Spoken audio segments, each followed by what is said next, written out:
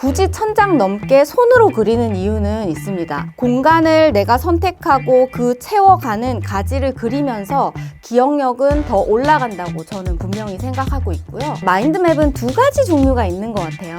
생각을 확장하는 것, 그리고 정보를 정리하는 것. 마인드맵을 쓰는 과정에서 다시 생각의 정리가 이루어지고 다른 것들과의 관계가 정리가 되니까 생각이 아주 복잡한 수준에서도 딱 정리되는 그런 경험을 하게 되고.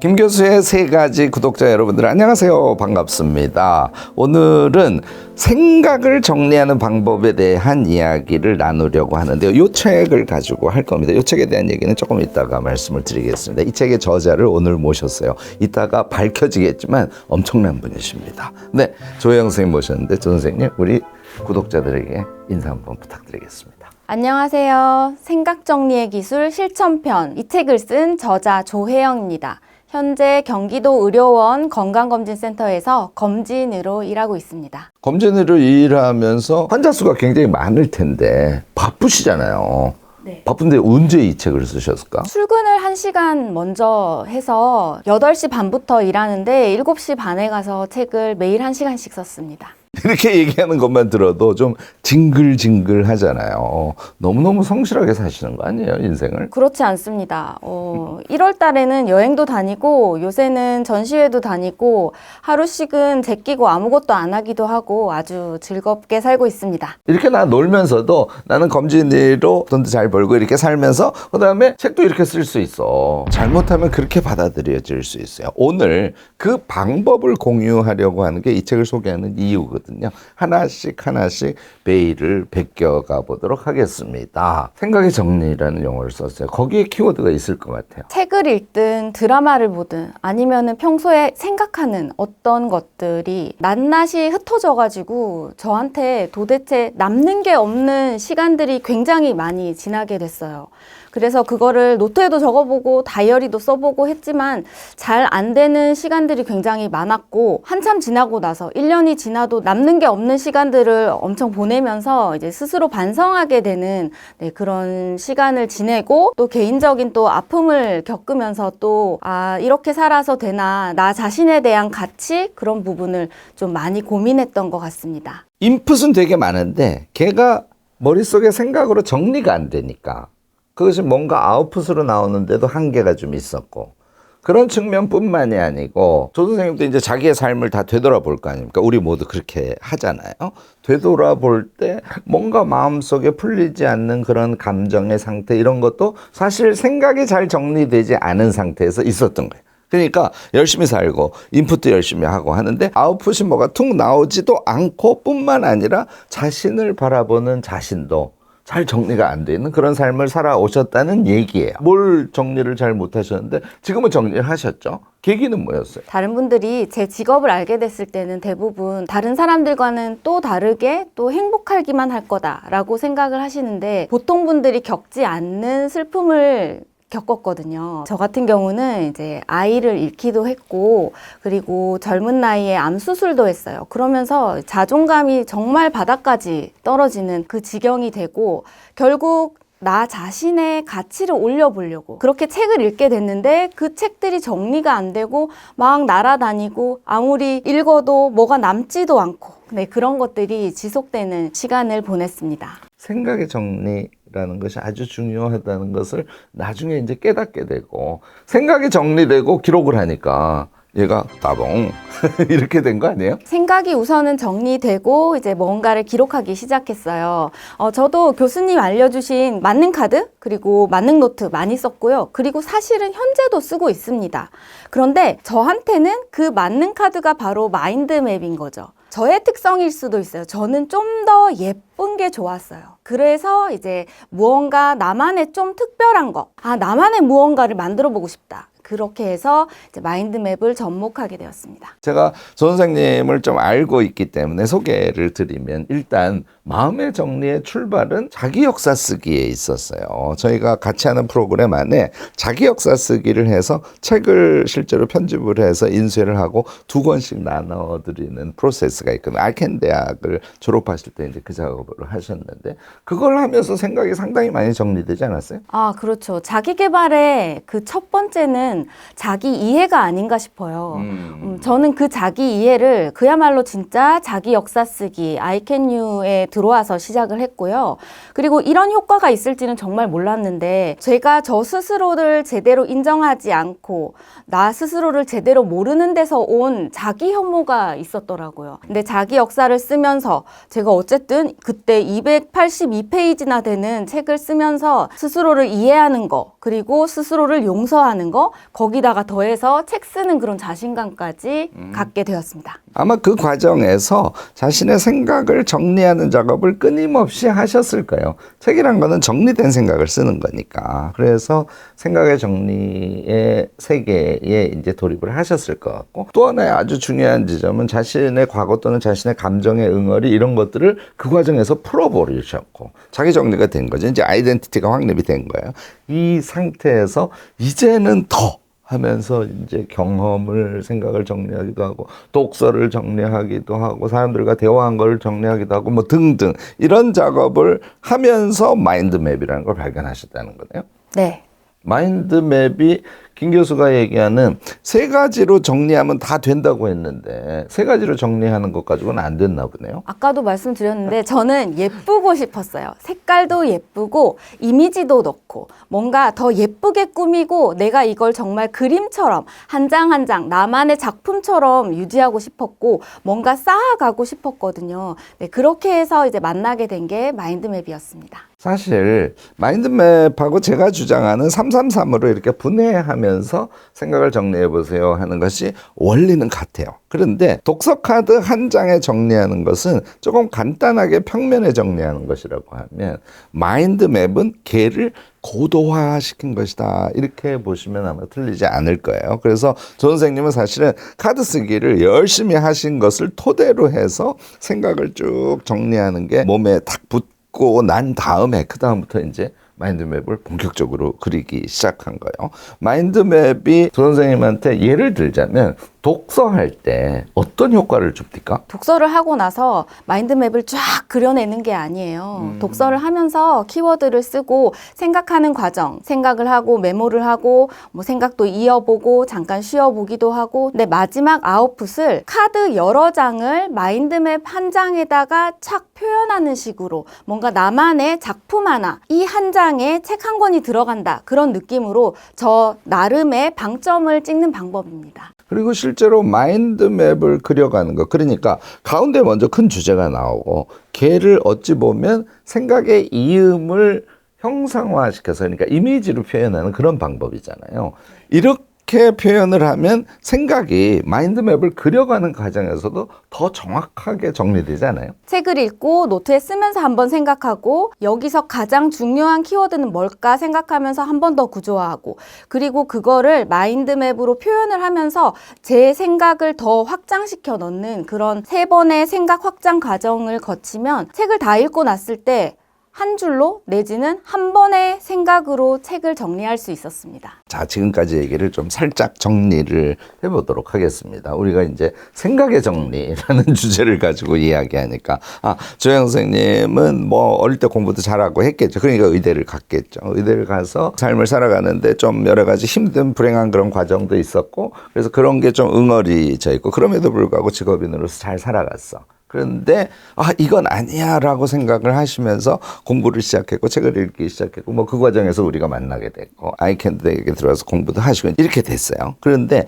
특히 생각을 자신의 삶에 대한 생각을 정리하는 자기 역사 쓰기를 하고 났더니 이제 훨씬 더 가볍게 내가 아이덴티티 나를 인정한 상태에서 새 세계로 걸어 나가게 됐던 것이죠. 이제 그렇게 되면 지식을 흡수하고 그것을 또 이타성을 가지고 다른 사람에게 표현하고 이제 이런 것들이 새로운 기쁨으로 아마 삶에 들어왔을 텐데 걔를 하려니 생각을 아주 잘 정리하는 방법이 무지하게 중요하게 됐어. 이런 얘기셔요. 그 과정은 이제 먼저 뭐 메모도 하고 그것을 이렇게 기록으로 재정리해 보기도 하고 하는 작업을 하다가 얘를 더 확장시키는 방법으로 마인드맵이라는 기법을 몸에 착 붙이게 되고, 그래서 이제는 무엇이든 잘할 수 있고 무엇이든 사람들에게 가르칠 수 있는 사람이 돼서 이런 책을 냈습니다 하는 스토리예요. 어때요, 여러분들? 이거 누구나 다 할 수 있나요? 모두 다 할 수 있습니다. 저는 정말요? 그럼요. 공부 잘했다고 소개해 주셨는데 저는 사실 한국에서 공부는 고등학교에서 대학 입시 아닌가요? 근데 저는 사실 대학 입시를 그렇게 잘하지 못했고 그냥 지방대에서 공과대학을 나왔습니다. 내 길을 찾기 위해서 다시 의대로 편입을 하게 된 사람이에요. 인생에서 뭔가 되게 늪에 빠진 것 같은, 나 혼자만 왜 이렇게 살아야 하나, 네, 그런 늪에 빠졌을 때는 그때까지 저에게는 글 한 줄 쓸 수 있는 능력도 없었어요. 아이캔유에 들어와가지고 글도 쓰고 책도 읽게 되었어요. 네, 제가 처음 시작한 거 3년 전이고 3년 전 시작한 거를 제가 저한테 칭찬해 주고 싶다면 그걸 꾸준히 해왔다, 포기하지 않았다, 네, 그 점만 어쩌면 다를 수 있습니다. 그렇기 때문에 쟤는 머리가 좋아가지고 그런 말은 저는 너무너무 어색한 말이에요. 가슴에 확 와닿는 이야기시죠. 사실 우리 모두가 할 수 있는데 우리가 그것을 안 하는 것은 어릴 때부터 서열 사회에서 너는 중간 정도, 너는 밑에 여기에 위치하는 아이니까 못할 거야 라는 얘기를 계속 듣고 살아왔거든요. 그러니까 원래는 다 할 수 있는데 못할 거라고 먼저 생각을 해놓아 버리니까 못한 거였단 말이죠. 그렇지 않다는 사례를 많은 사람들이 지금 보여주고 있을 뿐만 아니라 조 선생님도 본인이 거기에 해당합니다. 나도 할 수 있는데 여러분들 다 할 수 있습니다. 이런 얘기를 감사하게도, 이런 거 이제 사랑의 표현이라고 하죠.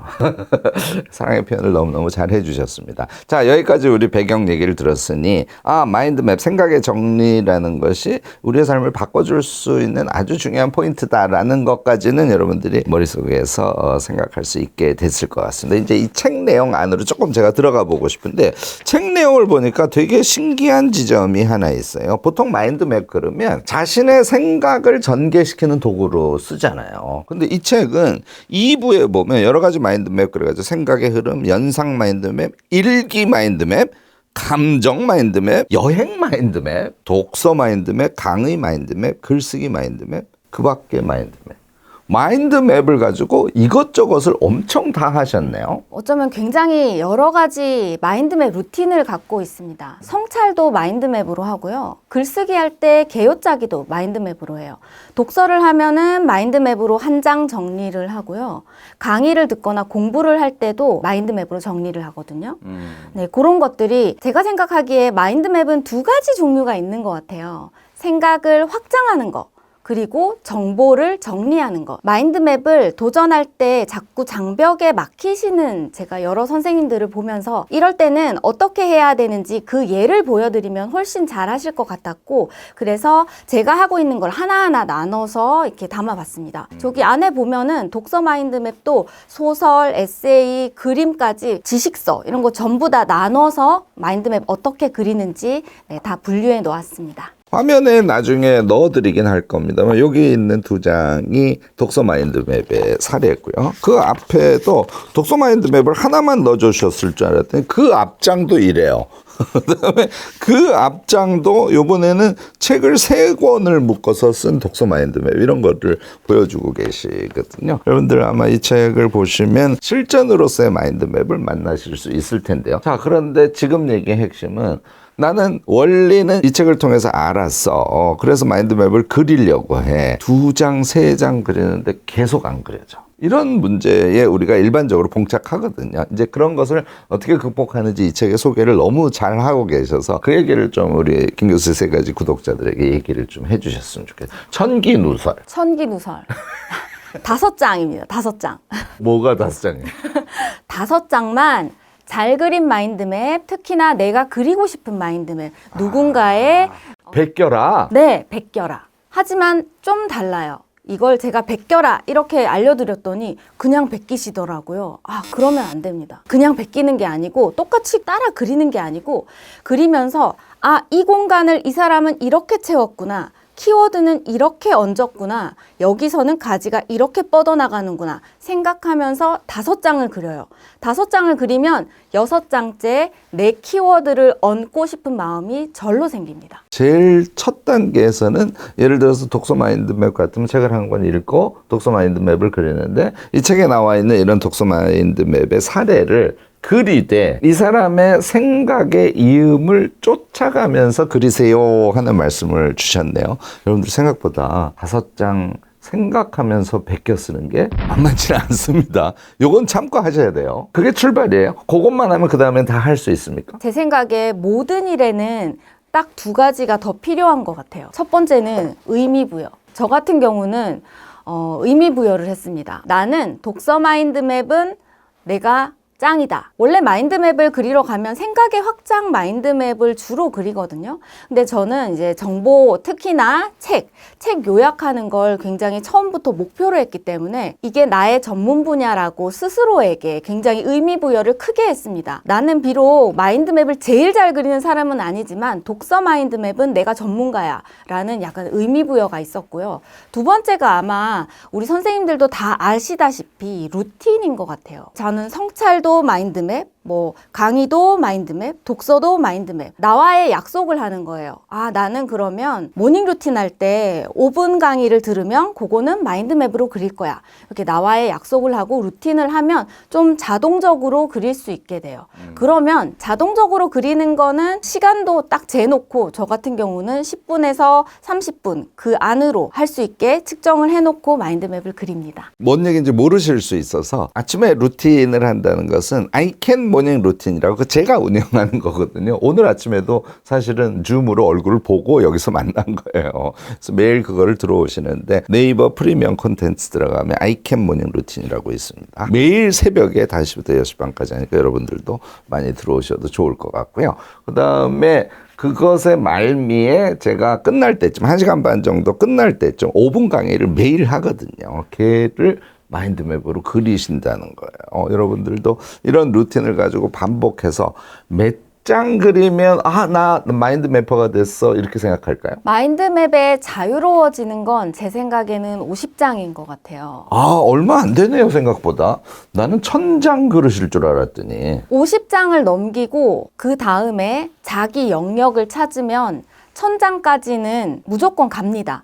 가는데 천천히 가느냐 빨리 가느냐의 차이입니다. 책을 한 달에 5권 읽는 사람도 있고 10권 읽는 사람도 있잖아요. 이게 독서랑 맞물리게 되면은 이제 누군가는 5장씩 그릴 수도 있고 10장씩 그릴 수도 있고 저 같은 경우는 하루에 2장씩 그렸던 때도 있거든요. 그런 식으로 이제 채워갈 수 있습니다. 100장을 넘기게 되면은 자연스럽게 자유롭게 더 이상 고민하지 않고 마인드맵을 그릴 수 있어요. 자, 마인드맵 얘기했는데 여기 사례 보여드린 거 보고 사람들이 이제 벌써 느끼셨을 텐데 마인드맵은 거의 대부분의 사람들이 마인드맵 툴을 쓰잖아요. 그러면 이제 가지라든지 이런 것들은 자동으로 나오고 우리는 텍스트만 치면 되는 그런 방식으로 마인드맵을 쓰는데 조 선생님은 이걸 다 손으로 지금 쓰고 계시거든요. 색감도 다 자기가 선택하고 이유가 있습니까? 네, 이유가 있습니다. 디지털 마인드맵을 나쁘다고 얘기하는 건 아니고요. 저도 디지털 마인드맵을 사용하는 분야가 있어요. 예를 들어 책의 목차를 짤 때는 엄청 계속 수정을 해야 되기 때문에 디지털 마인드맵이 도움이 돼요. 그런데 제가 굳이 1000장 넘게 손으로 그리는 이유는 있습니다. 이게 어떻게 생각하면 뇌와 연결이 됐다고 저는 생각하거든요. 마인드맵 한 장의 종이는 비록 디지털 마인드맵이라고 하더라도 일정하게 딱 정해져 있어요. 그 안에 내가 지금 정리하고픈 콘텐츠를 다 담아야 돼요. 그렇기 때문에 극단적인 요약이 들어가야만 합니다. 공간을 내가 선택하고 그 채워가는 가지를 그리면서 기억력은 더 올라간다고 저는 분명히 생각하고 있고요. 디지털 마인드맵의 가장 큰 단점은 내가 원하는 걸 모두 쳐넣을 수 있다. 내가 원하는 모든 정보를 쓸 수 있다. 정말 이만큼도 쓰더라고요. 근데 그렇게 되면 너무 많은 데이터는 너무 적은 것보다가 못하다고 저는 생각합니다. 사실 생각이 그 순간은 쫙 가지치기를 해서 왕창 넓어지지만 그것을 전체 놓고 보면 이걸 우리가 아이데이션이라고 그러죠. 생각을 쫙 펼친 것을 말로 한번 해봐. 그러면 디지털 마인드맵으로 엄청 많이 쓰신 분들은 사실 말로 정리하기가 되게 어려운 그런 경험들을 하시지 않을까 싶어요. 그래서 선생님은 지금 마인드맵을 그릴 때 아주 핵심적인 것만 압축적으로 고르고 골라서 하는, 그것을 하려면 제한된 공간 안에서 하는 것이 좋고, 이제 그렇게 하려면 여러분들이 손으로 그린 마인드맵이 좋다, 이런 얘기고. 처음에 출발은 독서 카드 같은 데다 그리셨죠? 네, 200장 정도를 그냥 종이에다 적었고, 그렇다고 지금 안 적는 건 아니에요. 오늘 교수님을 뵈러 올 때 어떤 질문을 할까, 내가 어떤 얘기를 할 수 있을까, 그걸 구상하는 마인드맵을 종이에다가 아날로그로 그리기도 했습니다. 이렇게 아날로그와 디지털 딱 갈라진 건 아니고요. 이런 상황이 있고 더 예쁘게 하고 싶을 때는 당연히 예쁜 이미지를 가져올 수 있으니까 디지털이 좋은 거고, 그렇습니다. 지금 말씀하시는 디지털이라는 것도 마인드맵 툴을 써서, 그러니까 소프트웨어를 써서 거기다 텍스트를 치고 이렇게 하는 것이 아니죠. 프로크리에이트라는 그리기 앱에다가 그냥 스케치북에다 쓰듯이 디지털로 전송을 잘 할 수 있고, 그리고 예쁜 이미지를 가지고 올 수 있게 직접 손으로 그리고 있습니다. 그러니까 사실은 디지털 종이에다가 손으로 쓰는 것이니까 사실 종이에 쓰는 거랑 똑같은 거죠. 매체만 디지털이니까 사진을 갖다가 쉽게 갖다 붙일 수 있다든지, 뭐 라인의 색감 같은 걸 정할 때 이렇게 찍찍 이렇게 하면 되는 것의 차이일 뿐이지, 사실 원리상으로는 지금도 아날로그 마인드맵을 그리고 계시다. 그리고 그걸 적극적으로 추천한다. 여러분들 그렇게 이해하셔도 틀리지 않을 것 같습니다. 여기에 이제 굉장히 다양한 우리의 삶을 마인드맵으로 정리할 수 있다라고 소개를 하고 계시고 방법을 소개하고 계신데, 출발은 뭐로 하는 게 좋을까요? 출발은 역시 자기 개발의 시작, 자기 성찰인 것 같습니다. 나의 장점, 내가 잘하는 것, 나의 꿈, 나의 성장, 나의 원래 목표, 아니면 나의 어린 시절, 뭐 나의 아픔, 뭐든지 좋으니까 이거는 나라고 두고 나면 종이가 모자랄 만큼 확장을 할 수 있잖아요. 마인드맵으로 확장을 해보고 이걸 통해서 약간의 치유를 얻어보고, 그 다음에 내 욕심이 생기는 분야를 정리해보거나 아니면 거기에 마인드맵을 쌓아가면 좋을 것 같습니다. 출발은 일단 그렇게 해서 마인드맵이 뭐 한 10장 정도, 이제 제일 앞에는 아까 우리가 얘기를 나눴지 않습니까? 베끼기. 이걸 통해서 마인드맵에 특히 이제 선을 어떻게 나눌지, 그 다음에 모양이 좀 균형적으로 이렇게 들어가야 되는데 그런 게 잘 안 되시거든요. 이제 그거는 베끼기 방법을 통해서 여러분들이 익숙하게 한 다음에, 그 다음에 권하는 거는 자기를 정리하는 작업을 마인드맵으로 해보세요. 이렇게 지금 권하셨습니다. 쉽게 우리가 정의해보자고요. 5장 베꼈어. 나에 대해서 10장 그렸어. 그러면 이제 꽤 익숙해지겠네요. 그 상태에서 그 다음에는 뭘 하면 좋을까요? 그 다음엔 나에겐 어떤 영역이 있는지 한번 찾아보셨으면 좋겠어요. 내 영역,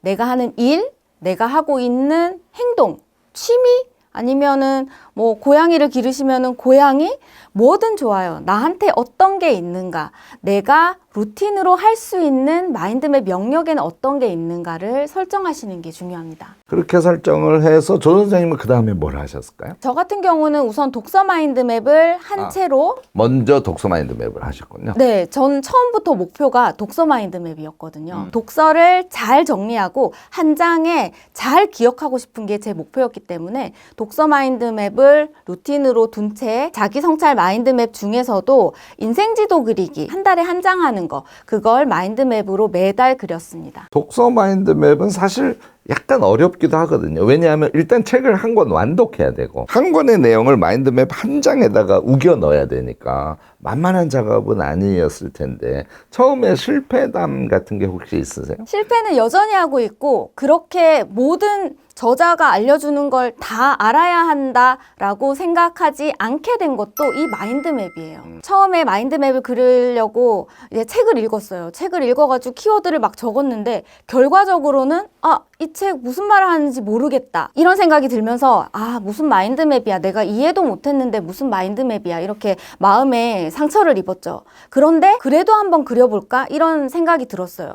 그래서 제가 마인드맵을 내가 적어놓은 키워드를 이어가며 생각을 정리해서 책에 있는 내용과 연결을 시키고 거기에서 확장된 내 이야기를 적어 나가게 됩니다. 그런데 너무 놀라운 일이 일어났어요. 이해를 전혀 못한 책이 한 장의 마인드맵으로 그리고 나니까 마치 내가 이걸 이해했고, 그래, 나한테는 이 의미면 충분해, 이런 마음이 들면서 오히려 독서를 하는데도 다 이해할 필요도 없고 그럴 수도 없어. 이렇게 스스로를 좀 내려놓는 계기가 되기도 했습니다. 완전히 자기화 독서라는 게 마인드맵을 씀으로 인해서 선생님한테 이제 찾아온 그런 케이스가 되겠네요. 안 그러면 우리가 책을 읽으면 사실 엄청 욕심이 나거든요. 그래서 하나 더 놓치지 않으려고 애를 쓰다 보면 결국은 완독을 못한다든지 기타 등등의 현상이 생기는데 마인드맵을 그림으로써 독서의 진수, 자기화 독서가 독서의 진수거든요. 거기에도 저절로 도달하게 된 그런 경험이신 것 같아요. 독서 마인드맵까지 그릴 수 있으면 지적인 수준은 최고 수준까지 간 거거든요. 그럼 그 다음에는 쉬운 것은 좀 엄청 쉽게 하겠네요. 예를 들어서 여행 마인드맵도 그리시죠? 네. 헐, 여행 마인드맵을 그리신대요. 저 같은 경우는 두 가지로 그립니다. 우선 여행을 가기 전에 계획을 하잖아요. 그럼 계획을 할 때 마인드맵을 그려볼 수도 있고, 그리고 짐을 쌀 때도 어떤 짐이 필요할까 하면서 마인드맵으로 확장해 볼 수도 있고, 그리고 다녀와서는 사진까지 넣어가면서 그 추억과 그 느낌과 감상과 마음을 한 장으로 표현해 보는 그 추억 마인드맵을 그려볼 수 있습니다. 지금 여기 보니까요. 요게 이제 여행 마인드 맵인데요. 이 여행 마인드 맵의 가운데 보면 에펠탑이 있네요. 24년에 유럽을 다녀왔어요. 그때 이제 처음에 가기 전에 약간 두려운 마음, 그리고 해야 할 것, 하고 싶은 것, 그리고 이 여행을 왜 가는지에 대한 생각을 좀 정리하기 위해서 마인드맵을 그렸습니다. 마인드맵을 그려서 자기의 여행을 정리하기도 하고 여행을 가기 전에 준비 과정과 관련된 준비해서 이 마인드맵 한 장만 들고 가면 내 여행 계획에 머릿속에 연상이 쭉 돼서 여행을 엄청 즐겁게 잘 할 수 있어. 이제 이런 도구로도 쓰기도 하고 여행을 끝낸 다음에 이렇게 사진을 마인드맵에 넣기도 하면서 자기 여행의 내용을 정리하기도 하고 이러면은 얘를 가지고 그냥 여행기를 바로 쓰면 되겠네요. 그럼요. 저는 모든 마인드맵을 글의 얼개라고 생각하거든요. 그래서 책을 읽어서 그린 마인드맵을 보면서 리뷰를 쓰고 여행 마인드맵도 마찬가지입니다. 그거 말고도 강의라던가 모임 후기 같은 거, 직장에서 하는 회의 같은 거도 마인드맵으로 그리고 글로 남겨보기도 하고 합니다. 아마 제 생각에 지금 여러 가지 마인드맵을 소개를 했는데 시청자들이 엄청 궁금해할 게 선생님이 이 책을 쓰셨지 않습니까? 선생님은 글쓰기 마인드맵을 그리세요. 아까 마인드맵이라는 것은 모두 글의 얼개라고 저는 생각해요. 이렇게 말씀을 해주셨는데 그 점도 조금 소개를 해주시면 이 방송을 듣는 사람들한테 엄청 도움이 될 것 같아요. 우선 글은 주제가 있겠죠. 그 주제를 중심에다 이미지를 딱 박아놓고 서론, 본론, 결론을 써야 됩니다. 그럴 때 저는 주로 오른쪽 상단에 시작하는 마인드맵을 그리고요. 그게 서론에 해당하는 거예요. 서론에 해당하니까 배경이라던가 내가 이걸 왜 쓰고 싶었다던가 그런 거에 대한 키워드를 넣으면 정말로 키워드가 확장돼서 나오거든요. 만약에 나오지 않으면 빈칸을 그냥 두어보세요. 사람의 마음이 빈칸을 자동으로 채우고 싶어요. 그렇기 때문에 그 칸을 채우면서 점점 확장됩니다. 그런데 제대로 채우지 못했어요. 그래도 걱정할 거 없어요. 본론을 들어갑니다. 본론에 내가 어떤 얘기를 하고 싶었는지 우리 교수님께 배운 333으로 3가지 정도를 적고 그러다 보면 더 떠오르는 것이 있어요. 더 떠오르는 걸 하다 보면 다시 서론이 생각나기도 하고 갑자기 결론이 생각나서 결론적으로 마인드맵을 그리기도 하죠. 이렇게 마인드맵은 이 가지 다 그리고 두 번째 가지 다 그리고 이런 게 아니고요. 서론과 본론과 결론이 계속 왔다 갔다 생각을 하면서 점점점 그 한 칸, 그 한 종이를 가득 채우게 됩니다. 사실 지금 말씀하신 것을 다 생각으로 해낼 수 있으면 너무 좋은데 거기까지는 우리가 생각이 완전히 이어질 수 있는 그런 구조는 아니거든요. 뇌 자체가 그렇지가 않습니다. 그러니까 마인드맵이라는 도구 하나를 놓으면 이미 마인드맵의 모양에 의해서 정리된 생각 상태가 이미 된 거예요. 그 상태에서 생각나는 대로 위치에다가 집어넣고 하면 마인드맵을 쓰는 과정에서 다시 생각의 정리가 이루어지고 또 조금 생각이 정리가 되면 또 마인드맵에 넣고 그러면 다른 것들과의 관계가 정리가 되니까 생각이 아주 복잡한 수준에서도 딱 정리되는 그런 경험을 하게 되고 사실은 글쓰기는 그 수준까지 안 가면 좋은 글이 안 나오거든요. 그래서 글쓰기를 할 때는 이 마인드맵을 이용하는 게 아주 기가 막힌 수단 아닐까 싶고, 여러분들도 이 책 보시면서 샘플 보고 조금 베껴서 해보시기도 하고, 예를 들어서 블로그 글을 쓸 때도 마인드맵 한 장을 먼저 그리고 그걸 가지고 블로그 글을 써보셔도 참 좋지 않을까 하는 생각을. 왜?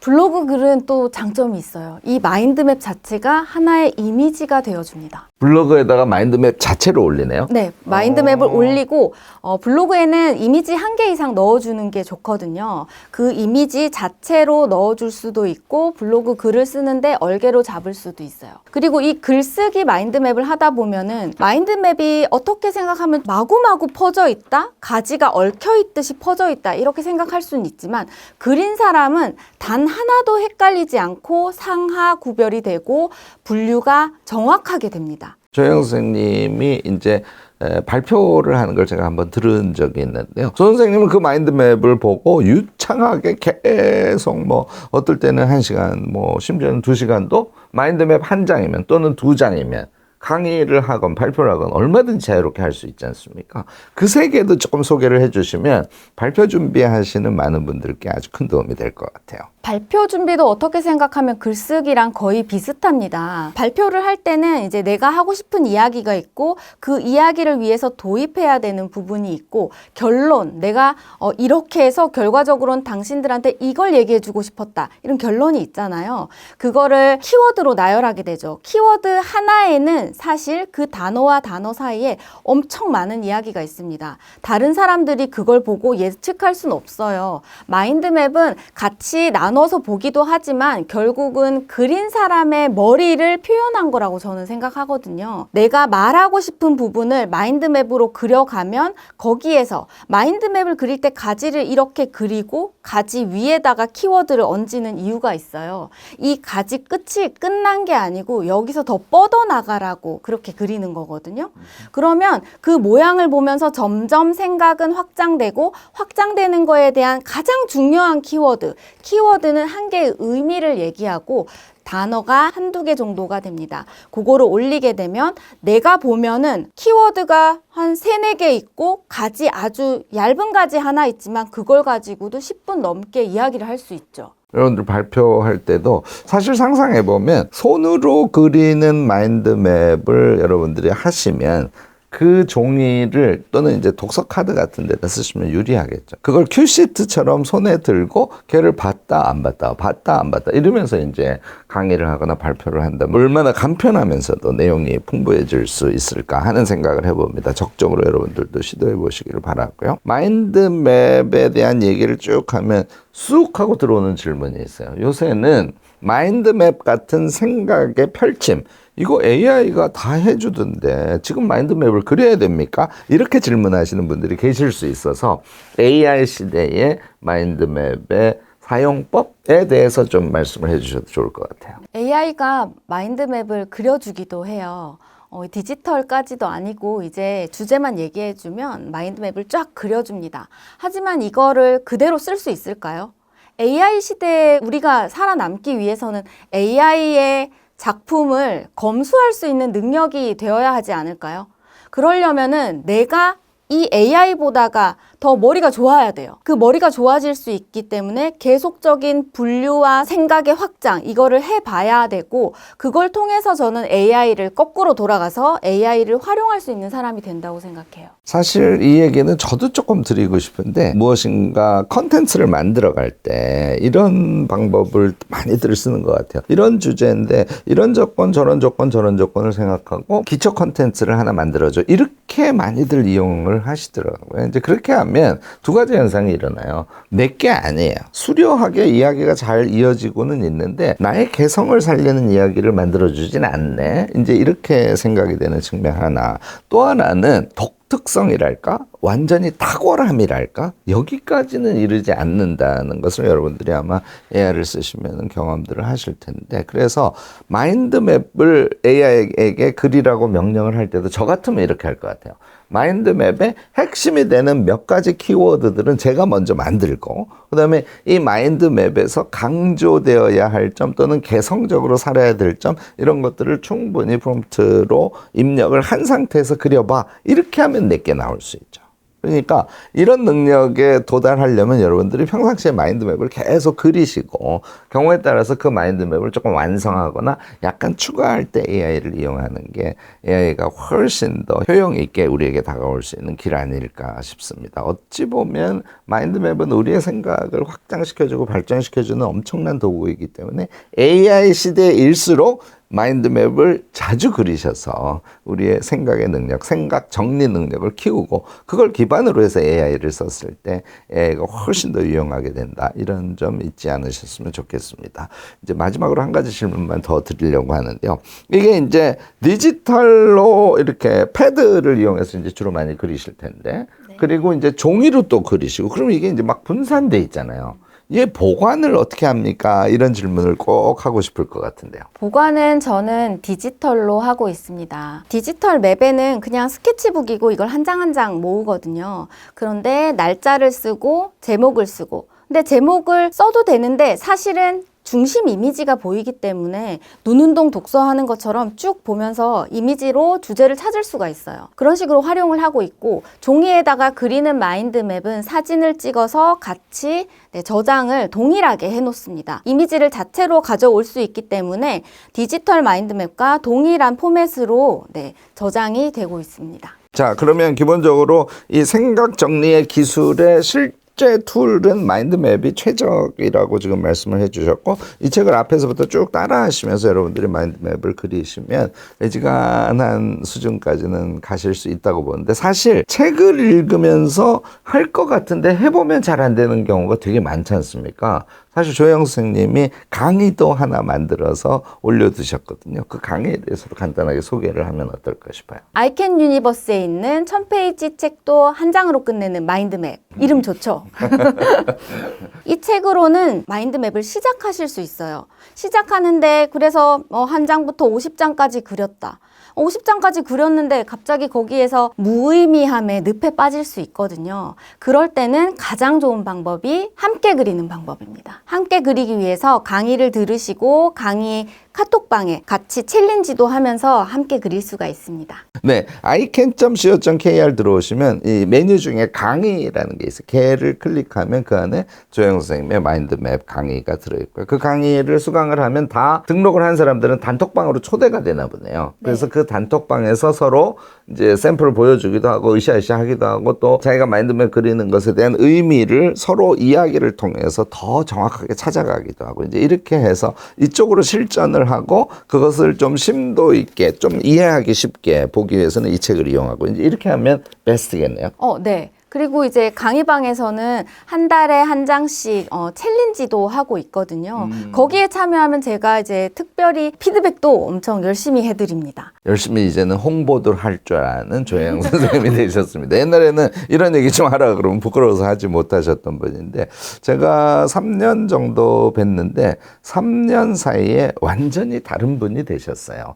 실력의 면에서도 그렇고 태도의 면에서도 그렇고 우리가 엄청 강조하는 이타성의 자기성장이라는 것을 삶 그 자체에서 이미 실천을 하고 계신 것을 보고 이번에 이 책이 나왔을 때 제가 그런 의미에서 시건방진 얘기지만 너무너무 기뻤고요.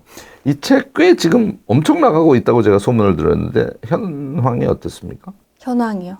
아, 거기까지는 안 보셨어요? 네네. 사실 너무 소중하게 나온 그야말로 저한테는 사랑의 결실입니다. 너무 좀 닭살 돋지만 사랑의 마음으로 썼어요. 제가 마인드맵이 너무 좋아서 우리 선생님들한테 너무 알려주고 싶었어요. 그런데 막 투고 다 안 되고 너무 혼자 슬럼프 빠져가지고 너무 힘들었었거든요. 오죽했으면 제가 전자책 공부해가지고 전자책으로 발행을 했으니까요. 그런데 이렇게 만들게 되니까 이게 너무 내 자식 같아서 그런지 그런 걸 못 찾아보겠더라고요. 네, 아직은 좀 프로페셔널해지려면 남은 것 같습니다, 교수님. 아, 그렇지는 않습니다. 제가 이미 다 봤고 이게 이제 지형 출판사라고 여러분들 아마 아실 거예요. 거의 한 15년 전 아닌가? 생각 정리의 기술이라는 그 당시 아주 베스트셀러죠. 이제 이 책으로 지형 출판사가 많이 성장을 했는데 그게 이제 한 15년인가 20년 전 정도에 나오고 지금도 뭐 조금씩 나가는 책인데 그것의 실전편을 조혜영 선생님을 출판사에서 발탁해서 지금 이 책을 쓴 거거든요. 그러니까 출판사 입장에서도 아주 신나는 책이고 조 선생님도 너무너무 사랑하는 책이고 사실 책의 내용은 여러분들도 마인드맵을 꼭 써봤으면 좋겠어요 하는 그런 사랑의 마음을 여기 푹 담아서 쓰신 거라고 지금 표현을 해주셨습니다. 그래서 앞으로 조 선생님은 이 책이 첫 책이고 쭉 아마 책을 출간하시게 될 텐데 앞으로 화이팅 하셔요. 네, 감사합니다. 구독자 여러분들께도 정말 진심으로 이런 툴을 가지고 화이팅 하면서 멋지게 인생을 개척해 가도록 마지막으로 한 말씀, 용기 주는 말씀 주시고 끝내면 좋지 않을까 싶습니다. 제가 이 마인드맵을 소개하면서 선생님들께 당부드리고 싶었던 말이 있었어요. 마인드맵을 정말 좀 계속 하셨으면 좋겠는데 자꾸 포기하시는 거예요. 근데 그 포기하시는 이유가 나는 뭘까? 도대체 나는 뭐가 달라서 포기하지 않았을까를 생각했을 때 또 두 가지가 있었어요. 첫 번째가 효능감이에요. 효능감. 제가 루틴에 맞춰서 마인드맵을 그려라고 했더니 그걸 계속하는 거예요. 모닝 루틴 5분 강의를 430장 넘게 그렸거든요. 네, 그만큼을 그렸는데 제가 그것만 그렸다면은 절대로 지금까지 오지 않았습니다. 그 사이사이에 도전을 했어요. 어려운 책을 하기도 하고 몇 권의 책을 하기도 하고 새로 공부하고 있는 기능의학이라는 부분에서도 도전을 해보기도 하고 그렇게 자기만의 도전을 이어가는 마인드맵을 그리셨으면 좋겠어요. 그리고 또 하나 같은 말이긴 한데 자기 영역을 찾으셨으면 좋겠어요. 그리고 요거는 어떻게 생각하면 다른 모든 자기 개발에도 해당한다고 생각합니다. 선생님들도 할 수 있어요. 제가 했는데 왜 못하겠나요? 저는 절대로 그렇게 생각하지 않습니다. 선생님들 할 수 있습니다. 네, 고맙습니다. 이렇게 긴 시간 동안 우리 모두가 마인드맵의 세계에 들어가서 우리 자신을 더 특히 생각의 영역에서 성장했으면 한다는 그런 마음을 저와 조영 선생님이 여러분들께 잘 전달을 하지 않았을까 싶습니다. 네, 오늘 이것으로 마무리하고요. 마지막은 끝까지 들어주셔서 감사하다는 인사 드리면서 끝내도록 하겠습니다. 여러분들 감사합니다. 감사합니다.